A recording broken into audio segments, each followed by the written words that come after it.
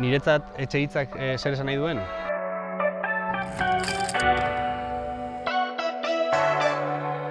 Beheko sua esan nahi du.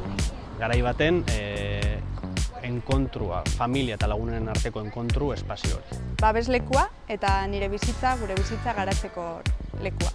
Dana da, hemen bizi garen leku hau egia esan da eske ezingo nonka aldatu ezebegaitik. Ez da gauza bat lo egiteko besterik ez. Etxea da lekua, zure kulturaren parte hartzen du lekua.